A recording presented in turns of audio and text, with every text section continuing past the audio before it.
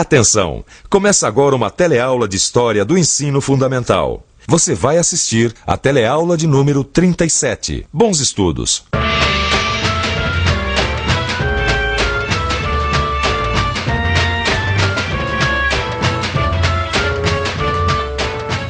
Abertura política. O que será isso? Você se lembra dela? Da abertura política? Você lembra o que foi a abertura política? Não lembro. Não. Bom, começou com o Figueiredo, né, eu acho. Dos últimos generais foi o que teve o regime mais abrandando. Bom, aqui no Brasil, abertura política é o nome que foi dado para esse período de transição da ditadura militar para o regime democrático. Como foi essa transição? Esse é o assunto que nós vamos ver na teleaula de hoje. Hoje você vai conhecer como o governo do presidente Geisel iniciou o processo de abertura, finalizada no governo Figueiredo. Como foi a campanha pela anistia, a campanha das diretas já, e como Tancredo Neves, um candidato da oposição, venceu as eleições para a presidência.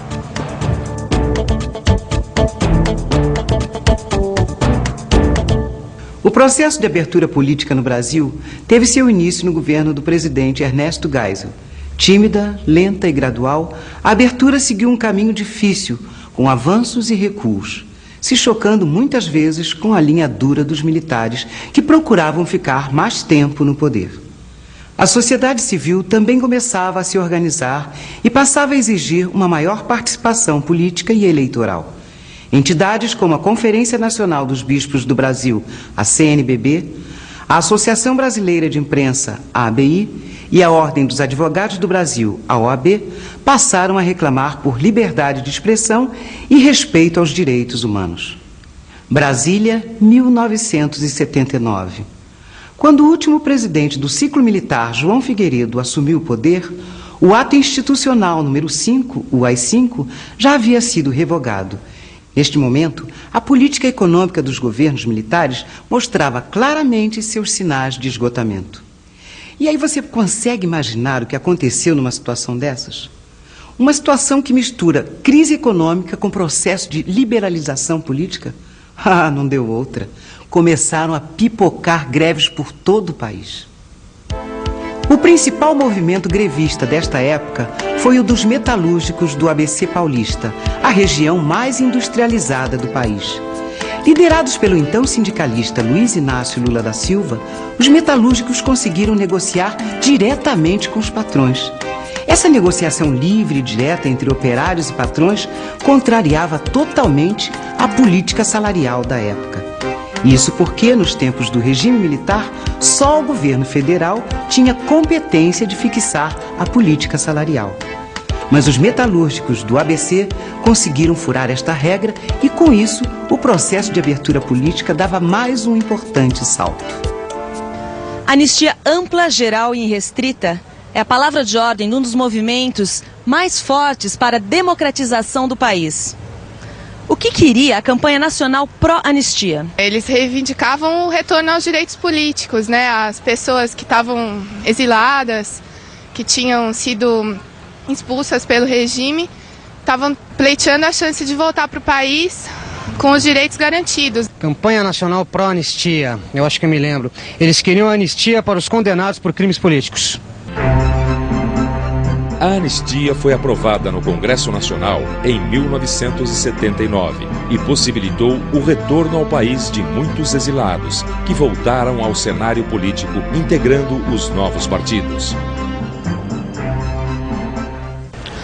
O pluripartidarismo, ou seja, a existência legal de vários partidos políticos, voltou a acontecer no Brasil. Olha só como ficou a situação. A Arena passou a ser chamada de PDS. O MDB passou a ser chamada de PMDB. Surgiram também outros partidos políticos. O PDT, Partido Democrático Trabalhista, e também o Partido Trabalhista Brasileiro, PTB. Surgiram também o PP, o Partido Popular, e o PT, o Partido dos Trabalhadores. Com todo esse novo quadro político, o povo queria votar, tinha sede das urnas, e o governo deu mais esse passo político, restabelecendo as eleições diretas para governador. Depois de 17 anos sem eleger os governadores dos seus estados, os eleitores sentem novamente o gostinho de preencher uma cédula. Abertas as urnas, duas surpresas. Partidos de oposição vencem as eleições nos 2 estados mais importantes da federação. Em São Paulo, o governador eleito é Franco Montoro, do PMDB. E no Rio de Janeiro, o vitorioso foi Leonel Brizola, do PDT. Mas isso ainda não era tudo. A sociedade civil queria mais. A sociedade civil também queria eleger o presidente da República. No ano seguinte às eleições para governador, em 83, iniciou-se a campanha pelas eleições diretas para presidente. Uma campanha que ficou conhecida como Diretas Já. Diretas Já foi um dos movimentos mais fortes já vistos na história do Brasil. De ponta a ponta, o país inteiro pedia a mesma coisa, lutava por um mesmo ideal.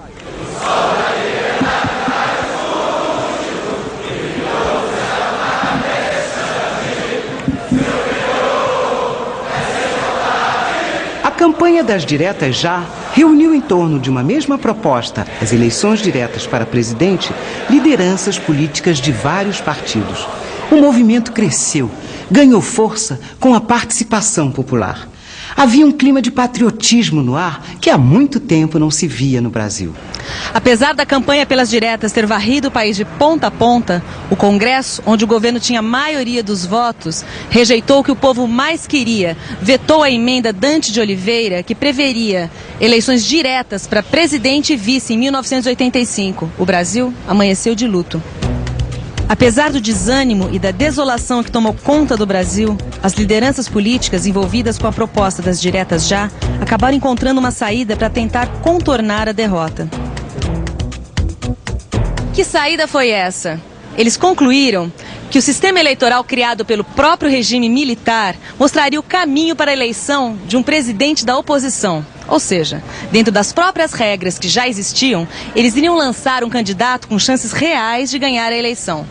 O candidato escolhido era o então governador de Minas Gerais, Tancredo Neves. Tancredo era o candidato da Aliança Democrática, uma aliança de partidos formada pelo PMDB e pela recém-criada Frente Liberal. Tancredo Neves iria concorrer com o candidato do governo, o ex-governador de São Paulo, Paulo Salim Maluf. A eleição para presidente naquela época era feita pelo Colégio Eleitoral, e o Colégio Eleitoral era constituído por membros do Congresso e representantes das Assembleias Legislativas.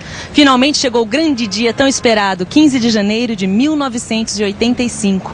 E o Colégio Eleitoral elegeu por 480 votos, no total de 686, o candidato da Aliança Democrática, Tancredo Neves, para a presidência do Brasil.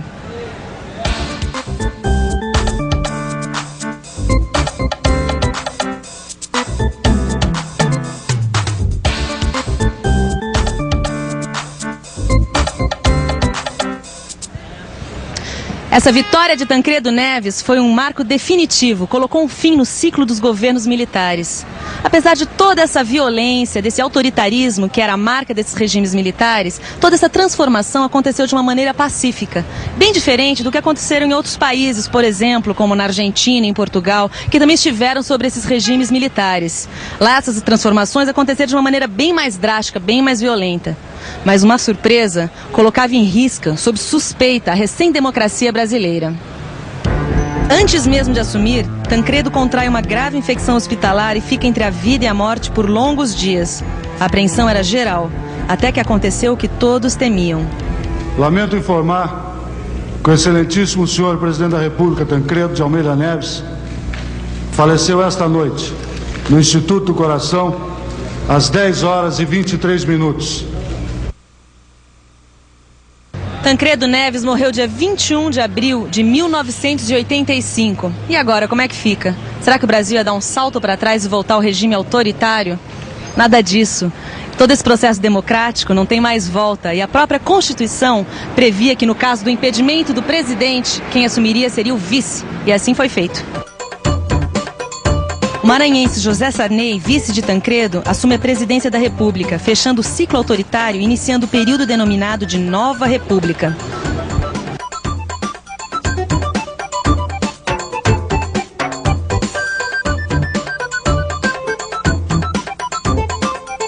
E atenção, se liga aí que é hora da revisão.